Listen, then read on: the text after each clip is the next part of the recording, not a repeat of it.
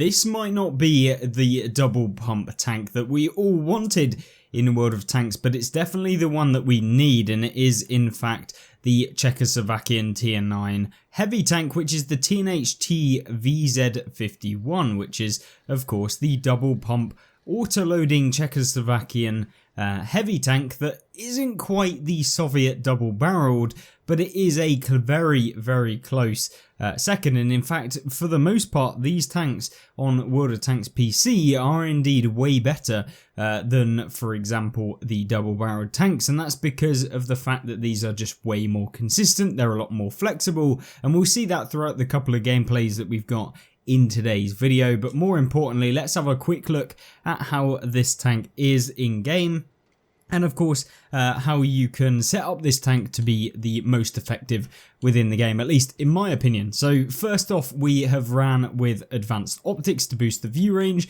We've got gun stabilizer to increase the accuracy, since these tanks rely on having that accuracy, and since you are an autoloader you can't use advanced loader, which means that we are going to have to go for that alternative option for your main armament, or you could alternatively go for max speed in the traction system to boost up that top speed just a little bit extra. And then of course improved ventilation, which could be dropped for maybe going with both of the speed boost equipment if you're interested in doing that, by dropping the stabilizer and the improved ventilation. But in the way that we've set it up, it allows you to spot for your team as well as get a decent amount extra reload using the ventilation, since it does boost your reload slightly and improves your accuracy slightly as well. Even if it is very minor, it just gives us a little bit extra, and when you've got this many slots with not that many crucial pieces of equipment that you need to take, then this is probably the best way that I found to make this tank work. But not only that, we of course have set up the crew. We mainly have all of the accuracy perks possible, and then yeah, we ran it with some of the additional kind of accuracy perks like run and gun. You don't necessarily need them. You could go with things like track mechanic, which are going to help you out as a heavy tank, and of course some of the additional ones that might boost the heavy tank performance, things like your repair speed, but overall, I think it's pretty generic that this tank is going to need things like you're seeing here with the accuracy, snapshot, etc., and rapid loading, of course, born leader, etc. These are all very, very common and useful perks to have, and there isn't that many I would swap them out for, even considering that this is a heavy tank. Maybe you'd want things like off-road driving to improve that speed just a little bit more as well. But either way, let's jump into some gameplay and see what this tank is all about. So the first replay that we do has is, of course, seeing how this tank can compare when it uses the single shot that this tank has, because there are two main guns that you can use with this tank when fully upgraded. Of course, you start off with a lower alpha damage gun that's a single shot as well, but we'll disregard that since you're going to want the 440 alpha damage at the top guns do provide, and with the double shot, which we'll see in the next replay, that offers the 2 shots for 440, a total of 880. I know, maths genius, but the key thing that we have with this tank over, you know, the double pumper is that you have that shorter reload and you can be a little bit more flexible in your games, and that can really come out quite well in some scenarios. So this tank, although it is a double pumper in quotation marks, you do have to be a little bit kind of wary that sometimes using the 2-shot autoloader can be a little bit tedious in terms of if you do get caught out on your reload and someone decides to push you, etc. It's not always the funnest when you are playing with these tanks, but you know, the key thing is to use them in a way where you can really focus on getting the damage out, but also maintaining a consistent approach. Because if you are just trying to go for that early damage where you deal 880 damage with just 2 shells at the beginning, and then you end up getting taken out for full health, well, it's not particularly very helpful, and you're going to end up dealing a significant amount of damage, not actual damage, but to your team's performance within the game. So you've just got to be a little bit careful. Now in this game on Rosanei, since I do only have the single shot, I don't want to go in on my own with no team support. I want to be a little bit careful at the beginning and we're not going to just YOLO wagon into the kind of stronghold straight away. We're just seeing what is over here. We've got a medium tank that's going to spot anyone that's going to push up, and knowing that he's not really spotted a whole lot considering how far he's pushed up, and I'd never really recommend pushing up to where the medium tank is in this game, since you don't really get any protection when you do push up there. It's still, we don't manage to find out where the majority of their team are, even though there are quite a few in the base, and we'll have to keep an eye on that, since that could come in quite pivotal in the later stages of this game. But we do manage to find the E75, and we managed to connect one to the back end of the E75, being able to not only just track him but also set him on fire. So a nice little start to the game, and also getting a little bit of assistance since we did spot him. Now I tried to go for the shot on the side of the AMX's M4 turret, but don't manage to connect one flushly, so we end up bouncing. But at this point I realise, uh-oh, that's a Jaeger, the tier 10 tank destroyer. But luckily, with all of these kind of Czechoslovakian heavy tanks, you got this heat shield, and you also have fairly reliable frontal armor that you can bounce quite a few rounds, and you don't even necessarily have to get that lucky either. And that allows you to do things like this, where we're just honing in on that cupola of the Jaeger, and you can see there he bounces off of us. So, and it's actually that he didn't even manage to damage our cupola, he only damaged the viewport, so we're getting a little bit lucky. But you can see here, with all of the accuracy bonuses, we're really able to pinpoint those weak points of the Jaeger, which is very, very important when you do get yourself into this sort of scenario. And having the increased accuracy is a godsend, so I really do recommend you guys do go for that.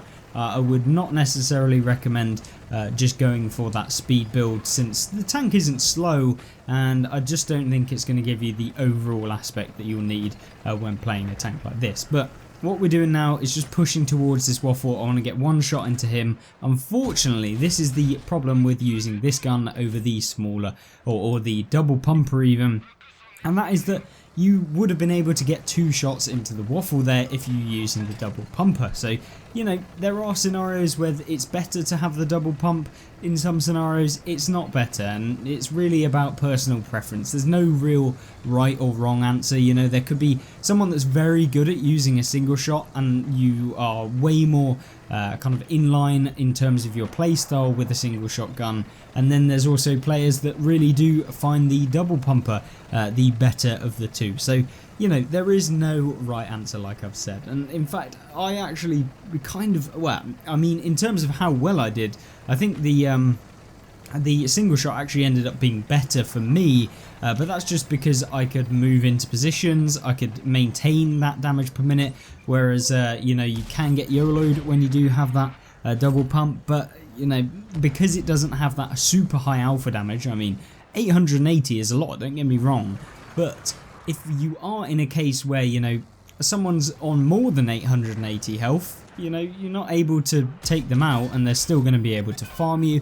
You then sacrifice that damage per minute, you sacrifice accuracy by using that top gun, and also you just have a significant decrease to your reload, which is not particularly that fun, and that can leave you high and dry. Now, one thing that definitely does leave you high and dry is when you push into an AVRE, which is, you know, I'm sure you guys know about this at this point in the game, but yeah, it's just not fun to face one of those. But either way, we do try and push in. The AVRE can pen us if he does manage to get that lower plate, so this is a big problem, and we don't want to get penned by the AVRE. So I'm thinking, and this really is not starting to kind of become very juicy, and we're having to push around, try and find out where the enemy team are. And unfortunately for us, the medium tank on the enemy team does indeed actually push up, and it is the HMH. And I really, in hindsight, should have focused on this guy earlier, but I didn't realise that it was going to be as big of a problem as I thought, and I thought we weren't going to get taken a big old chunky hit from the AVRE as we came down that hill. But you know, some misplays in this game, which led to us getting taken out pretty quickly, but we were able to really deal quite a significant amount of damage, over 4,000, and also pick up a little bit of assistance in the game as well, which is what the single shot offers with being able to track people. But you know, if you are using the double shot, you can get a little bit more assistance, and we'll kind of check that out in just a second. And let's jump in over to that gameplay right now. So here we are on Sand River, and we've of course got the double pump, and that allows us to have a reload with all of the perks and all of the bonuses that we can have to improve the reload, to have about 18 seconds to be able to fully reload, which is pretty decent. It's nothing spectacular, but it's able to, you know, get us to where we need to be with our damage output, and 21 seconds when you are using the enhanced combat rations there. And then of course when you're not using it, it's significantly higher, about 23 seconds total. So you compare that to the single shot and you are at a disadvantage, but that's the bonuses of having the double pump. But what isn't a bonus is when you can only manage to fire one, because then essentially you become a tank that is relying on having the double shot, and then, you know, you end up not actually being able to use it effectively, and you may or may not have wanted to just have the single shot in the first place, which is the key issue with having these kind of double autoloaders. It's the same thing that happens with the Barrage. You know, you fire one, maybe you bounce it, maybe you don't, and then you don't manage to get the second one off, and then you're just waiting there for multiple seconds, and then you end up sacrificing the damage per minute for no real beneficial gain. But that's where you have to be quite good at positioning and making sure that you are opening up multiple opponents to give you shots into them. So that's really where I would go with regards to that, and how you can have some pretty good games with that. So what you're seeing here is we've just played the Ridgeline. We're using the turret armor of this tank to really dish out a little bit of damage against things like the Conqueror, against things like this Object 268 version 5, who sat out in the open, and once again managing to have a pretty decent game overall. But you know, they all keep trying to poke me, but of course not able to successfully pen me very easily, since we're using that turret armor and the top turret of this tank, which is, yeah, once again very, very strong if you can get hold down. Now the hull armor, like I said, is not good, and yeah, very much a case of having to rely on your teammates to really help you out entirely. But either way, we've been able to pick up 1600 damage, and we've also managed to get 1500 blocks. So this is the case in which you know, you can block damage with these vehicles, which is what they're supposed to do. They are the heavy tanks, you know, you would expect them to do that. And in fact, you'll probably block a lot more damage with these things than you will with things like the Soviet double barrel tanks that you would see in things like the ST2 and stuff like that, since often those double-barreled Soviet tanks are in PC essentially a tier higher from their actual heavy tank counterparts. So the ST2 is essentially an ST1 but has two barrels. The IS-3-2, it's an IS-3 with two barrels, etc. So yeah, you have a problem with regards to armor when you look at those tanks, which you don't have when you look at these ones, because they are for the tier that they're supposed to be, and you don't negate yourself having the double shot autoloader that you would with the actual double shot autoloader, where you can fire them all at once. And to be honest with you, because the intricate reload of the TNH is fantastic, it allows you to not really have that intricate reload that some of the other heavy tanks in the game have, that kind of can be a bit negative in the way that they impact your gameplay. So you don't really have that problem, and that's really where you want to be when you're looking at tanks like this. It's ultimately the key thing that I always enjoy about playing these autoloaders, and why they are very, very strong. And for the most part, if I was a new player, I would use the double shot autoloader. I think it is the better option. It's easier to play. You don't rely on, you know, only having that single shot, and you'll get away with a lot more with the double shot, since maybe you don't know the positions that well, so you know you're not always able to fire when you are reloaded. And that means, you know, you don't get you don't sacrifice your damage per minute as much when you don't manage to get into the right position, since you can make up for it when you do find someone, and you can deal that 880 damage in total with the tank. So that's really a decent part about playing these tanks, and it is a great kind of vehicle to go towards. I think when you've had maybe a few tier 10s, maybe you've played things like the E100, you get an idea of how to play World of Tanks, then these are kind of a good step in getting into not only playing autoloaders, but also playing that kind of faster heavy tanks. Things like the Object 277 lend itself quite well to this tank, and I guess when you look at the VZ55, it is almost like a 277 that has the double shot, which is yeah, perfect, and that's really a good way of getting into it. So you're seeing here as well, because we've put on that coated optics, we've been able to get some assistance damage, which is perfect. You know, you want to be making sure that you open yourself up to get as much assistance as well. And you can see here the UDES 16, the tier 9 medium, not quite realizing that we have the double pumper, and he's sat out with his ass to us, so we'll kindly take away those last remaining hit points, which is nice, and that gives us a little bit of extra damage as well. And picking up over 4,000 damage with 1,500 assists is by no means an awful game, and yeah, it shows that it's not always about the damage numbers with this tank. You can get some assistance as well. So yeah, I highly recommend you guys try out these vehicles, and they really do perform very well in game. And I think that it was kind of a mistake from myself not to get them sooner in the game. I have played them on PC before I actually got them on console, so yeah, it was definitely a good idea to do and pick them up. And yeah, we'll be doing a VZ55 review coming soon, so stay tuned for that, as that will be an interesting one, since it does get more alpha damage and it is a little bit stronger with regards to its armor model as well. So either way, I hope you guys did enjoy this video, and if you did, please do check out some of the other gameplay and tank reviews that we've done throughout the history of the channel over the last couple of years that we've been doing YouTube. But thank you very much for watching, and I hope you join me back in the next one, and I'll see you there. Goodbye.